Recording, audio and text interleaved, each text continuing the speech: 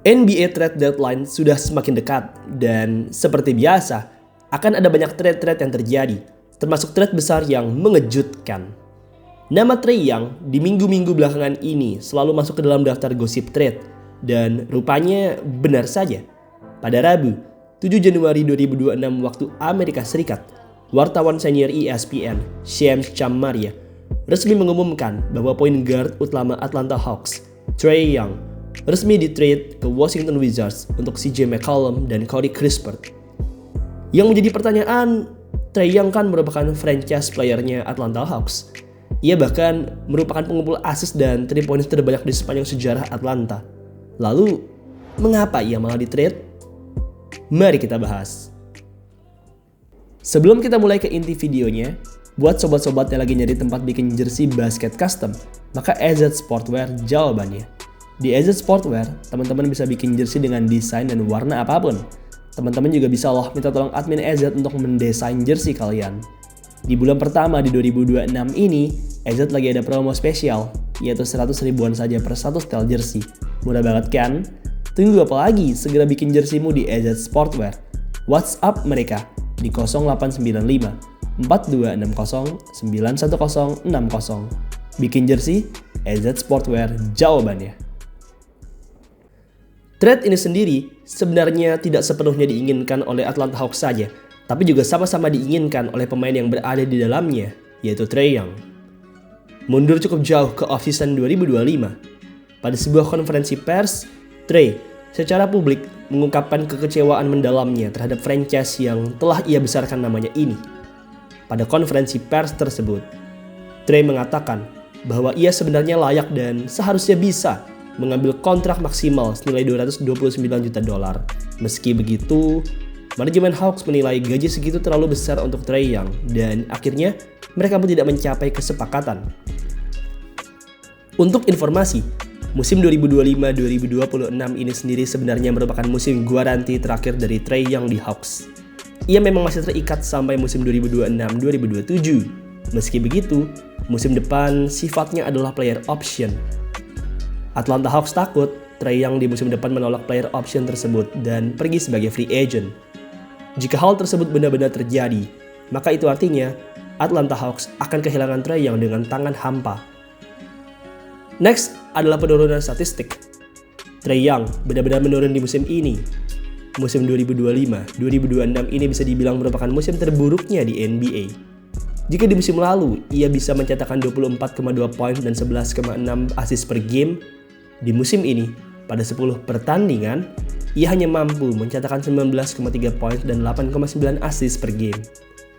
Young juga sering absen di musim ini. Absen dan penurunan performa ini sendiri bisa disebabkan karena cedera. Young mengalami 2 cedera yang mengganggu di musim ini, yaitu cedera MCL pada lututnya dan cedera memar pada otot pahanya. Kedua cedera ini benar-benar mengganggu ritme permainannya dan menyebabkannya harus absen pada puluhan laga. Aspek berikutnya adalah perubahan pandangan dari Atlanta Hawks. Semenjak musim 2018-2019, Hawks selalu berfokus kepada Trae Young. Meski begitu, harus diakui, Young memang hebat dalam offense, tapi dalam defense atau bertahan, ia tidaklah hebat. Prestasi Trae Young juga harus diakui amatlah baik. Meski tanpa rekan setim yang elit, tapi ia berkali-kali mampu membawa timnya ke babak playoff dan bahkan pernah juga ke final wilayah timur. Kini, Hawks merasa sudah tidak bisa lagi menggunakan Trae Young sebagai franchise player mereka. Hawks menginginkan adanya revolusi dalam tim mereka. Mereka menginginkan defense sebagai hal yang utama dan Trae Young, ia tidak punya hal itu. Tercatat, ketika Trae Young bermain, rating Hawks dalam defense hanya berada di angka 126,2 defensive rating. Itu merupakan yang terburuk di NBA. Hawks lebih memilih pemain muda lain yang juga terbukti handal dalam defense, seperti misalnya Jalen Johnson dan Dyson Daniels. Intinya, Hawks ingin melakukan eksperimen baru, yang mana mereka sudah tidak lagi menjadikan Trae Young sebagai bintang utamanya. Bonus terakhir yang didapat dari Hawks dari trade Trae Young ini adalah fleksibilitas finansial. Dengan men-trade Trae Young, mereka terbebas dari kewajiban membayar gaji besar di musim-musim berikutnya. Pemain yang menggantikan Young, yaitu CJ McCollum dan Corey Kispert, memiliki gaji yang jauh lebih kecil dari Trae, membuat mereka menghemat banyak cap space dan memungkinkan mereka untuk men-sign pemain-pemain bintang baru di off-season mendatang. Usut punya usut, Hawks kemungkinan ingin mengambil Anthony Davis untuk menjadi pemain mereka di off-season 2026 nanti. Memang, Davis masih terikat kontrak garansi di off-season 2026. Meski begitu, dilaporkan bahwa Hawks ini berani melakukan trade besar demi mendapatkan Anthony Davis di tim mereka. Intinya, trade Trae Young ke Washington ini merupakan win-win solution dari kedua belah pihak, yaitu Trae Young dan Atlanta Hawks. Young ingin gaji yang layak ia dapatkan dan ingin tim baru. Sementara itu, Hawks menginginkan adanya revolusi di tim mereka, yaitu revolusi defense. Hawks juga menginginkan adanya kebebasan dalam cap space mereka, agar mereka bisa men-sign tambahan bintang baru di waktu mendatang. Saat ini, Atlanta Hawks mungkin bisa dibilang memenangkan trade ini. Mereka kini menjadi lebih solid dan kokoh dalam pertahanan.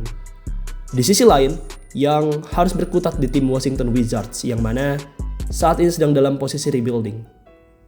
Wizards juga dikenal sebagai tim dengan defensif yang lemah. Mereka merupakan tim dengan average kebobolan poin tertinggi di musim ini.